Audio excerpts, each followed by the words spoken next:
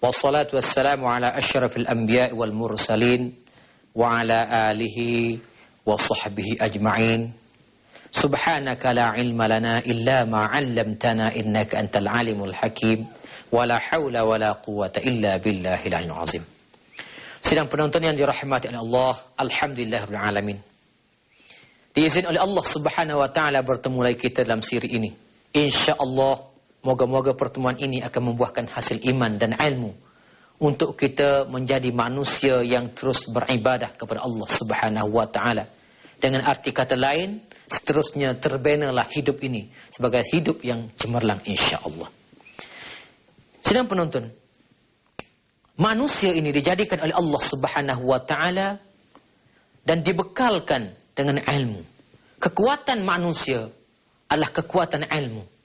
Jadi manusia ini perlu berilmu. Sebab itu disebutkan bahawa menuntut ilmu ini merupakan satu ibadah. Menuntut ilmu merupakan suatu tanggungjawab yang sangat besar. Dan Allah SWT tuliskan ia sebagai pahala. Jadi sebelum saya menghuraikan tajuk ini, insya-Allah mari kita lihat apakah yang dimaksudkan sebagai ibadah ini. Kadang-kala kita tidak berjumpa dengan suatu kata putus. Apakah yang diistilahkan sebagai ibadah? Sebab kadang-kala orang yang bekerja contohnya. Dia bekerja. Kerja juga ibadah. Tapi kerja dia, kerja yang haram. Dia kata kerja ni cari rezeki. Ini pun ibadah juga. Salah jawapannya. Ibadah ini dalam keterangan Imam An-Nawawi rahimahullahu ta'ala. Kata Imam An-Nawawi, ibadah ini ialah satu amal. Satu kerja yang dilakukan kerana takut kepada Allah Subhanahu wa taala. Ada 3 peringkat disebut oleh Imam An-Nawawi. Ada satu kerja, amal yang manusia lakukan kerana takut dengan Allah Subhanahu wa taala. Ini disebut sebagai oleh Imam An-Nawawi sebagai ibadah hamba, ibadah seorang hamba. Buat sesuatu kerana takut kepada Allah Taala, bukan kerana minta ganjaran, bukan minta balasan. Buat kerja kerana takut pada azab Allah Subhanahu wa taala. Ini ibadah maksudnya. Sebentar lagi, azan akan berkumandang menandakan masuk Imam An-Nawawi, satu amal kerja yang dilakukan oleh manusia ini kerana untuk mendapatkan syurga atau mendapatkan pahala. Ini satu juga bentuk amal ibadah. Ini pun amal ibadah juga. Ibadah ini disebut oleh Imam An-Nawawi sebagai satu ibadah, sebagai ibadah saudagar. Imam An-Nawawi mengistilahkan ibadah saudagar. Buat sesuatu nak pahala. Tak ada pahala, tak payah buatlah. Itu dia. Sebab itu manusia yang jenis ini, kadang-kala dia buat yang wajib je. Lepas sudahlah, kata dia. Yang sunat dia tak buat, sebab sikit pahala. Ini ibadah saudagar. Imam An-Nawawi mentafsirkan ibadah yang ketiga, ibadah yang dikerjakan, iaitu kerana malu kepada Allah.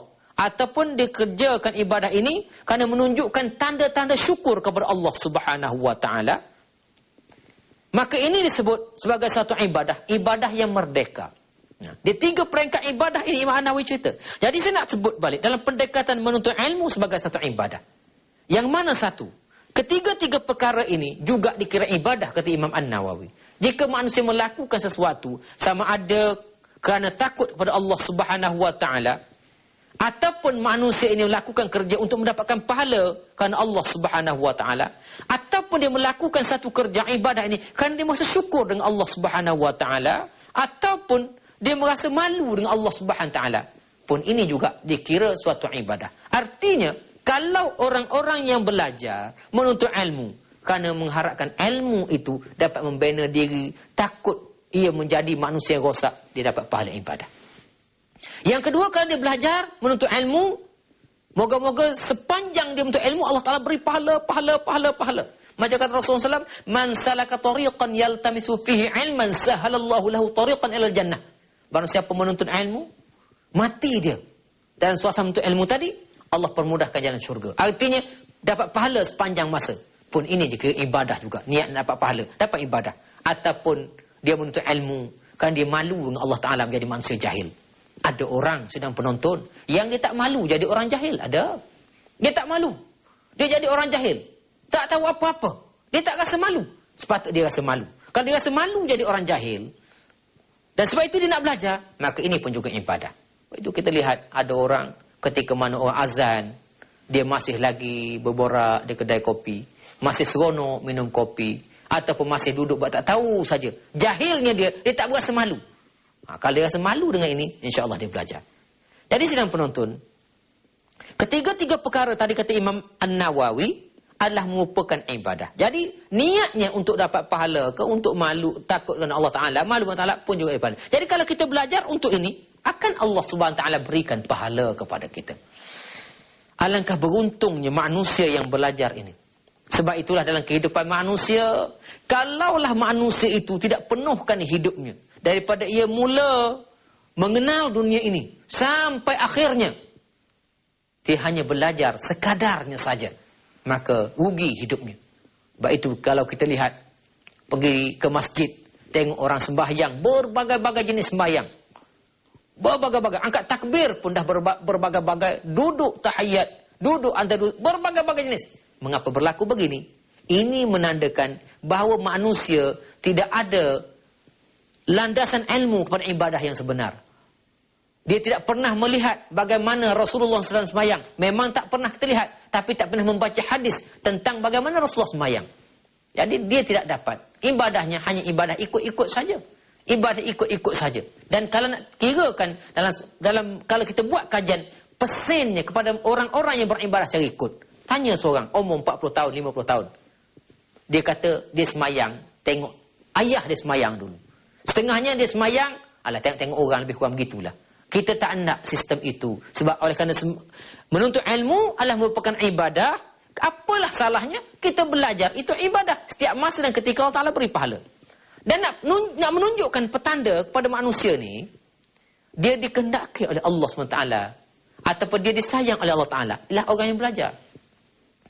Orang yang Allah sayang ialah orang yang sentiasa belajar. Jadi sidang penonton, pastikan, tengoklah orang belajar, orang yang Allah sayang. InsyaAllah saya akan kupaskan dengan lebih jelas lagi bagaimanakah bahawa orang yang Allah sayang ni dia sentiasa belajar. Dan kita jumpa selepas ini insyaAllah. Kita sambung balik penerangan tadi tentang bagaimana petanda yang kita nak tunjuk Allah sayang, dia terus belajar. Dalam hadis Rasulullah disebutkan, "May yuridillahu bihi yufaqihu fid din wa yulhimhu rusydahu." Kata Rasulullah SAW, barang siapa yang dikehendaki oleh Allah, yufaqihu fid din, Allah beri faham. Jadi nak dapat faham ini kena belajar. Dia kena belajar. Dia tak ada faham, tidur, faham dia bukan, tak ada. Dia faham, dia belajar, dapat faham agama. Faham yang sebenar terhadap agama. Dan juga Allah Ta'ala dalam pada faham tadi, Allah Ta'ala tambahkan ilhamnya.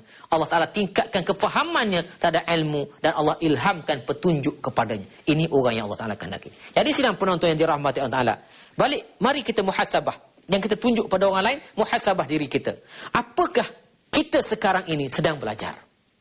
Apakah kita sekarang ini orang yang dikehendaki oleh Allah SWT untuk faham agama ini, dan orang yang telah Allah SWT ilhamkan petunjuknya? Jadi menanda, inilah yang kita nak tunjuk. Kalau hari ini kita sedang belajar dan tak putus-putus kita belajar, maka berarti kitalah orang yang dikehendaki oleh Allah SWT untuk faham terhadap agama ini. Sebab itu sedang penonton, sebaik-baiknya di rumah kita, jangan lupa, di samping kita membeli alat-alat lain, perhiasan-perhiasan lain di rumah kita, kita juga membeli buku-buku, kita membeli kitab-kitab untuk kita baca, untuk kita mutala'ah, untuk kita semak kembali, agar kita sentiasa dalam suasana belajar. Inilah yang paling penting dalam kehidupan manusia. Oleh kerana belajar juga merupakan ibadah. Dan bila saya sebut ibadah tadi, dia belajar dapat pahala. Maka di sebalik belajar ini sebenarnya ada tanggungjawab. Kita jangan lupa bahawa belajar juga ada tanggungjawab tertentu. Di antara lain tanggungjawab bagi manusia yang belajar ini, apabila dia sudah mengetahui, dia mesti mengajarkan ilmu itu kepada orang lain. Ada ilmu, jangan simpan. Sebab itulah bahawa ilmu ini sebenarnya akan tumbuh. Ilmu ini akan menjadi subur apabila manusia ini mula mengajarkan kepada orang lain. Yang pertama sekali tanggungjawab bila manusia berilmu, jangan lupa dia mesti menyampaikan. Menyampaikan ilmu. Ini adalah merupakan sunnah besar Nabi Muhammad sallallahu alaihi wasallam. Di antara sunnah paling besar Sebab Nabi ini adalah merupakan seorang penyampai pada ilmu. Nabi dah kata, balighu anni walau ayah. Sampaikan apa yang aku sampaikan kepada kamu, walaupun satu ayat. Dalam ayat Al-Quran, Allah SWT sebut, wa idh akhazallahu mitsaqal ladzina utul kitab litubayyinannahu linnas wa la taktumunah. Surah Al-Imran. Allah Ta'ala kata, dan ingatlah bahawa kami, Allah Ta'ala kata, ketika kamu mengikat janji dengan kami, bahawa orang-orang yang Allah SWT berikan Alkitab, tujuannya untuk menyampaikan, untuk menerangkan balik pada orang lain. Wala taktumunahu. Dan jangan kamu simpan, jangan kamu sembunyikan ilmu-ilmu itu. Jadi sidang penonton yang dirahmati Allah, tugas pertama orang-orang yang berilmu, jangan lupa sampaikan ilmu ini. Menyampaikan ilmu ini, sidang penonton yang dirahmati Allah Ta'ala, bukanlah perkara yang sangat susah sebenarnya. Kalau kita ambil secara informalnya, sebenarnya kalau kita nak kira baliklah segi percakapan kita hari-hari, berjumpa dengan kawan kita, apa yang kita cerita? Barangkali kita cerita tentang motor kita cerita tentang kereta kita cerita berbagai-bagai perkara. Kalau orang perempuan, dia cerita tentang bunga, dia cerita tentang cadar, cerita tentang pinggan dan berbagai-bagai lagi.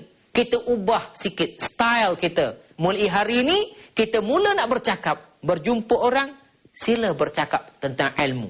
Niatkan yang kita cakap itu adalah penyampaian ilmu yang ada pada kita, insya-Allah. Jadi sidang penonton, kalau kita hitung balik, sebab itulah bila disebutkan bahawa manusia yang menyampaikan ilmu ini, pahala yang Allah Subhanahu Taala berikan kepada tidak putus-putus.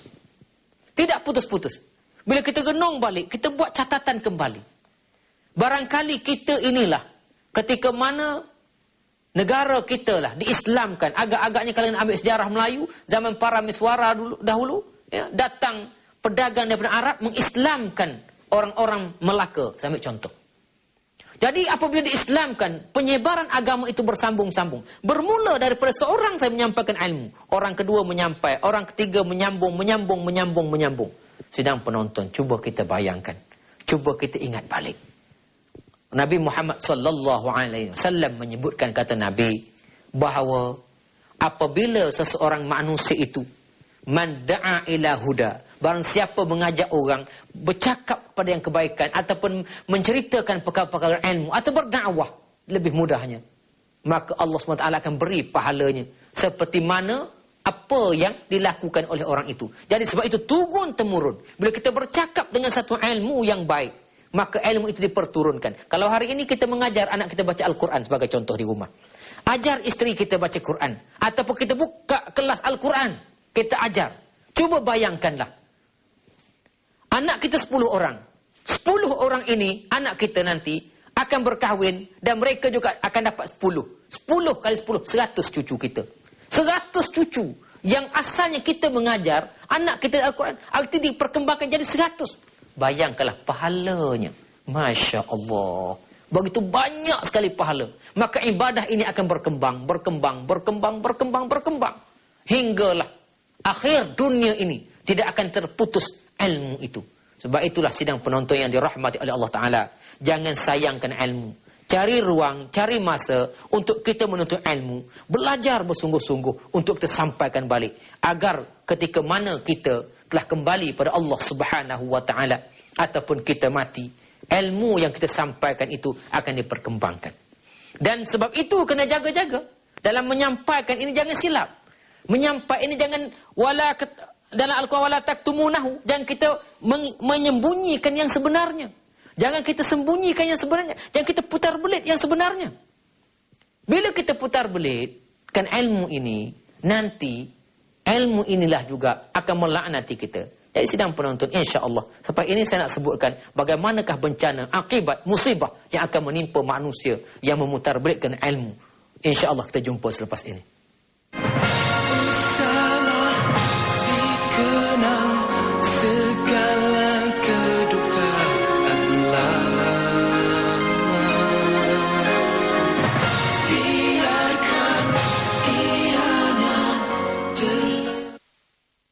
Bukannya semua yang kita suka itu sebenarnya baik untuk kita. Dan bukannya semua yang kita tidak suka sebenarnya buruk untuk kita. Begitulah pentingnya ilmu bagi setiap manusia. Sedang penonton yang dirahmati oleh Allah. Saya nak sambung balik perbincangan tadi. Berhubung dengan firman Allah Subhanahu Wa Taala dalam surah Ali Imran, penghujung pada ayat yang saya telah bacakan, wala taktumunahu. Janganlah kamu sembunyikan ilmu Allah. Jangan sembunyikan ayat Allah. Sidang penonton, tadi kita menyebutkan menuntut ilmu sebagai ibadah. Menyampaikan lagilah bertambah-tambah dan bertingkatnya ibadah itu. Dan begitu juga dengan menyembunyikan. Sebab itu, jangan kita memutar belitkan ilmu Allah Subhanahu Wa Taala.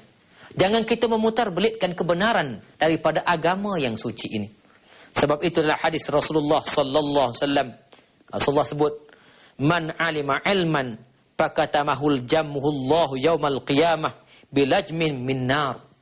Allah Taala Nabi Muhammad SAW menyebutkan, barang siapa yang mengetahui satu ilmu, maka ilmu itu didiamkan atau disembunyikan ilmu tadi, maka orang ini, kata Rasulullah SAW, Allah Ta'ala akan rejam, Allah akan campak dia pada hari kiamat nanti dalam neraka. Artinya Allah Ta'ala baling di dalam neraka. Baik, balik kepada kita menyembunyikan ilmu tadi. Menyembunyikan ilmu makna yang pertama sekali, apabila kita melihat kemungkaran, sedangkan kita tahu, kita diamkan saja. Ini makna menyembunyikan ilmu yang ada pada kita. Yang keduanya, menyembunyikan ilmu ini, kita menyembunyikan kebenaran. Kita cuba memutar belitkan fakta. Ini pun juga namanya menyembunyikan ilmu. Jadi sidang penonton yang dirahmati Allah Ta'ala, disebutlah hadis Rasulullah, kata Rasulullah, apabila mati anak Adam ini, sedangkan waktu mana di atas muka bumi Allah SWT dahulu, waktu dia hidup dulu, dia sudah menyampaikan ilmu-ilmu yang salah, menyampaikan pengajaran yang salah, memutar belitkan fakta-fakta, hingga orang semua sekali, manusia yang ada pada waktunya itu, melakukan perkara-perkara yang disampaikan secara salah tadi, sehingga ia mati. Kata Rasulullah SAW, ketika mana ia dalam kubur, setiap mana orang-orang yang melakukan perkara ataupun mengamalkan ilmu-ilmu yang salah tadi, ataupun melakukan pemutaran atau putar belit terhadap ilmu tadi, orang akan terus laku. Kalau tadi kita menyampaikan kebaikan, orang lakukan, dapat pahala. Allah Ta'ala turunkan pahala. Begitu juga kalau kita melakukan satu penyembunyian terhadap ilmu, ataupun kita mutarbitkan, orang lakukan juga. Maka Allah Ta'ala akan datangkan dosa-dosa. Hinggalah, kata Rasulullah SAW, mengeluhlah orang dalam kubur itu. Mereka menyeru sambil berkata, kata Rasulullah, ya Allah, siapakah ya Allah yang dapat menyampaikan kebenaran daripada apa silap aku dulu? Itulah seruan mereka setiap masa ketika. Ya Allah, siapalah atas dunia itu yang dapat membetulkan balik cakap aku dulu?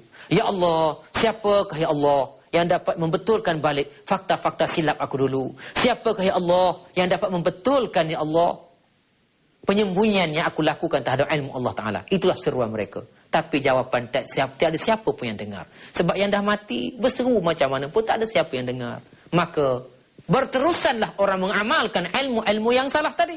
Maka sampai hari akhirat, dia dihantar laknat oleh Allah SWT, diazab oleh Allah Ta'ala, lantas berlaku kiamat dan mereka dicampakkan ke dalam neraka. Jadi sedang penonton yang dirahmati Allah Ta'ala, ini bahaya. Jadi sebab itu kita kena menuntut ilmu, wajib menuntut ilmu dan juga menyampaikannya. Menyampaikan perkara sangat penting. Sebab itu orang-orang yang berilmu, jangan simpan ilmunya. Yang ada ilmu, sampaikan ilmunya, agar mereka tidak dilaknati dengan ilmu yang ada pada mereka. Ini dinamakan ilmu sebagai ibadah. Sebab itu besarnya fadilat, kelebihan orang-orang yang berilmu. Pernah orang datang bertanya dengan Sayyidina Ali, karramallahu wajhah, ya Ali, mana paling penting Ali? Antara ilmu, menyimpan ilmu dan menyimpan harta. Ali jawab, afdalnya menyimpan ilmu. Itu kalau tanya orang berilmu. Tanya orang berharta, mana lebih afdal menyimpan? Baik simpan harta, bonus dividennya meningkat-ningkat. Sayyidina Ali kata, afdal menyimpan ilmu. Sebab kata Sayyidina Ali, kamu simpan ilmu. Ilmu yang kamu simpan, ilmu itu tidak akan hilang, tidak akan boleh orang curi. Tapi simpan harta, makin resah gelisah kita. Resah gelisah, memikirkan pencuri, musim pecah rumah, berbagai-bagai, tidur pun tak senang, cicak berlari pun dah peranjat kita. Tapi orang simpan ilmu, tak ada masalah. malah ilmu itu yang ada padanya itu dapat disampaikan, dan insya-Allah dia akan menjadi manusia yang dikenali ramai, bukan dikenali kerana popularitinya, tapi ia menjadi manusia yang merupakan manusia yang banyak mendatangkan manfaat pada orang. Jadi orang lain datang berjumpa untuk mendapatkan ilmu daripadanya. Orang lain datang berjumpa untuk menyelesaikan masalah. Betapa besarlah pahala mereka ini. Jadi ini ibadah yang sangat besar. Sedang penonton yang dirahmati Allah Ta'ala. Sebab itu dalam kehidupan ini, jangan ruangkan masa kita ini dengan sia-sia saja.